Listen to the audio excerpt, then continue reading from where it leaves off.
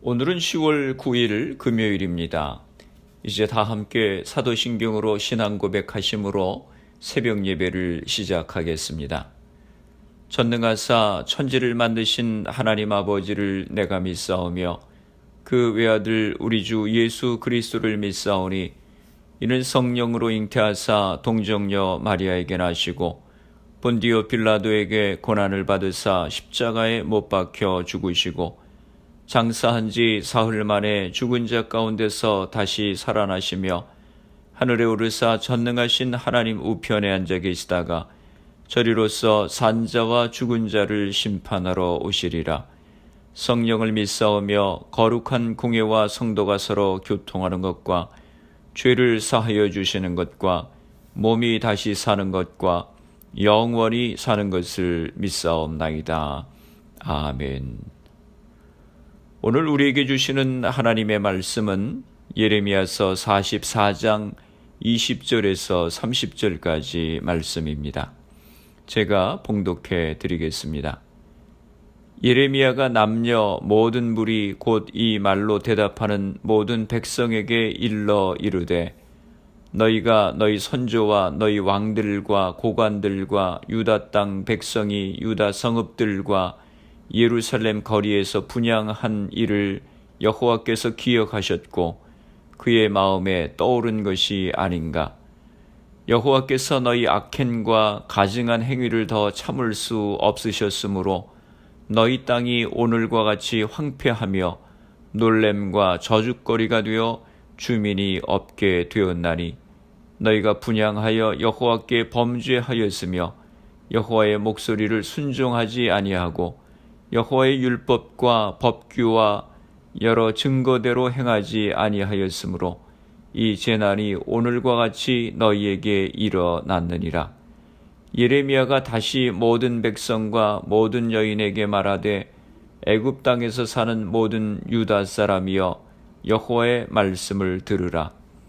만군의 여호와 이스라엘의 하나님께서 이와 같이 말씀하시되 너희와 너희 아내들이 입으로 말하고 손으로 이루려 하여 이르기를 우리가 소원한 대로 반드시 이행하여 하늘의 여왕에게 분향하고 전제를 드리리라 하였은즉 너희 소원을 성취하며 너희 소원을 이행하라 하시느니라.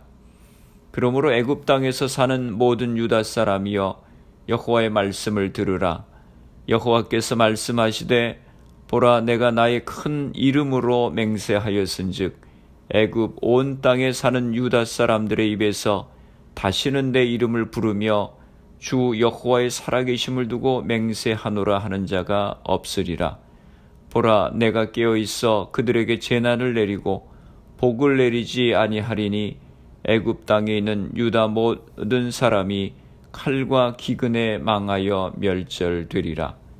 그런즉 칼을 피한 소수의 사람이 애굽 땅에서 나와 유다 땅으로 돌아오리니 애굽 땅에 들어가서 거기에 머물러 사는 유다의 모든 남은 자가 내 말과 그들의 말 가운데서 누구의 말이 진리인지 알리라.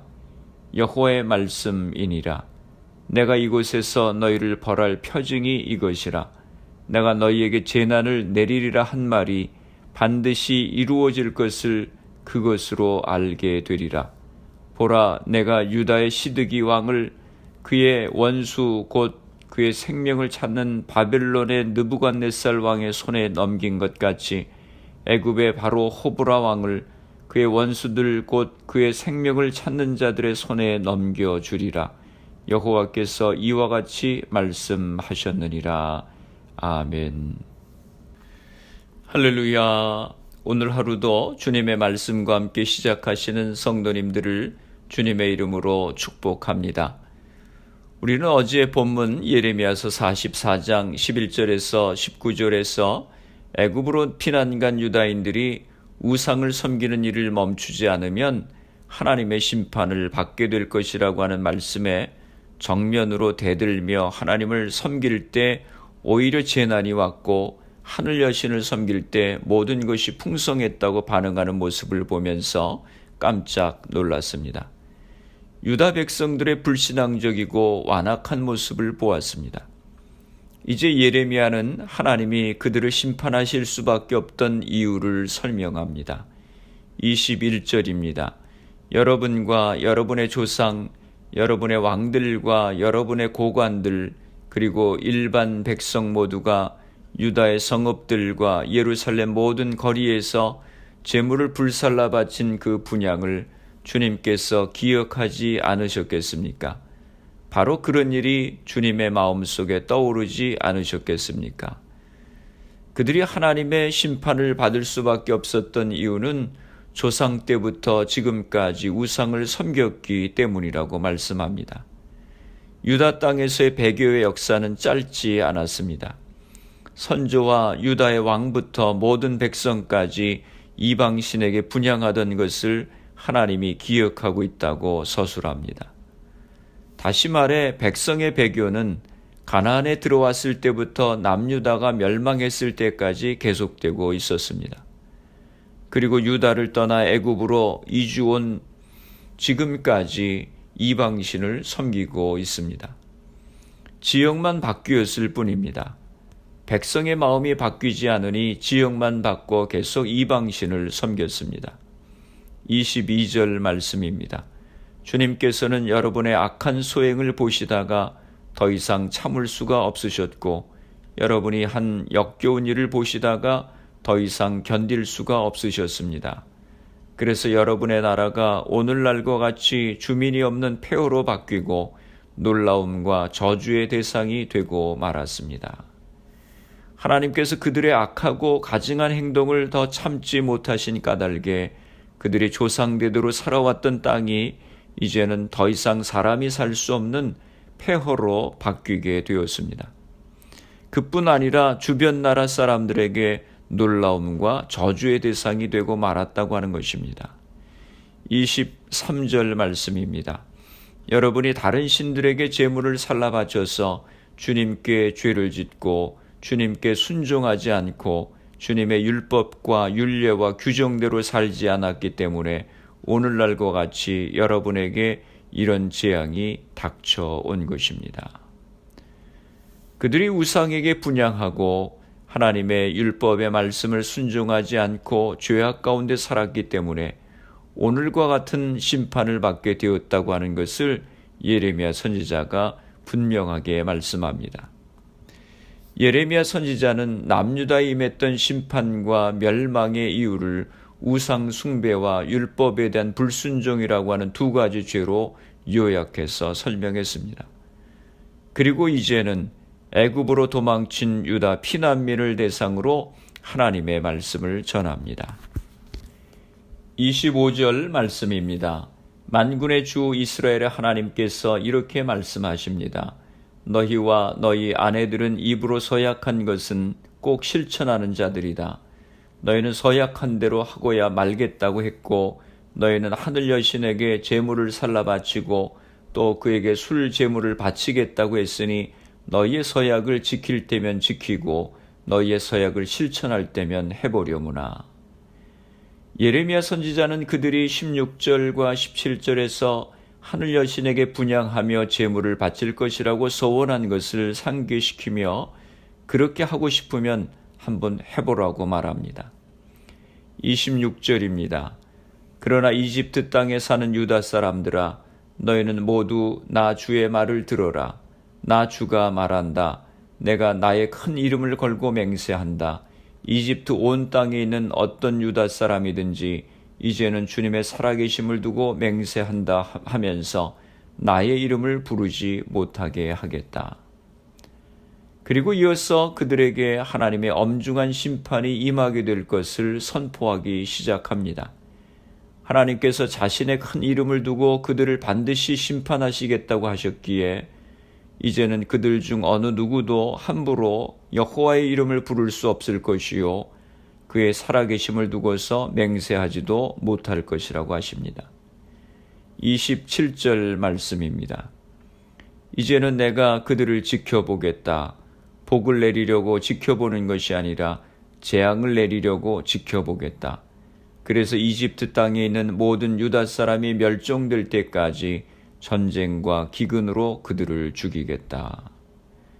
여호와께서 그들을 주목하고 관찰하시는 중에 그들에게 복이 아닌 재앙을 내리실 것이요 그들을 칼과 기근으로 망하게 하실 것이라고 하는 것입니다. 28절입니다. 전쟁을 피하여 이집트 땅을 벗어나 유다 땅으로 돌아갈 사람의 수는 매우 적을 것이다. 이집트 땅에 머물려고 내려간 유다에 살아남은 모든 사람이 나의 말과 저희들의 말 가운데서 누구의 말대로 되었는가를 알게 될 것이다.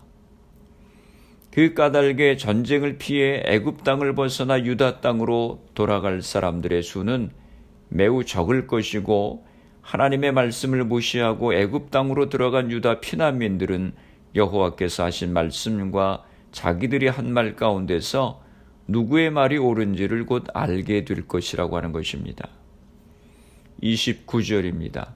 나 주가 하는 말이다. 내가 이곳에서 너희를 벌하고 너희에게 재앙을 내리겠다고 한 약속이 반드시 이루어진다고 하는 것을 증명하는 표징은 이것이다.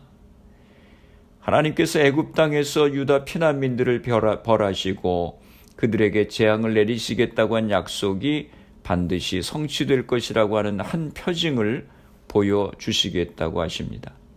30절입니다. 나 주가 말한다. 내가 유다 왕 시드기야를 그의 목숨을 노리고 있던 그의 원수인 바빌로니아 왕 느부갓네살의 손에 넘겨주었던 것과 같이 이집트 왕 바로 호브라를 그의 목숨을 노리고 있는 그의 원수들의 손에 넘겨주겠다.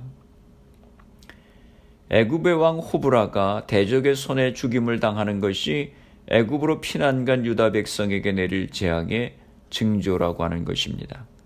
마치 하나님께서 유다의 마지막 왕 시드기야를 바벨론 왕 느부갓네살의 손에 넘기신 것이 남유다를 향한 심판의 징조가 된 것처럼 말입니다.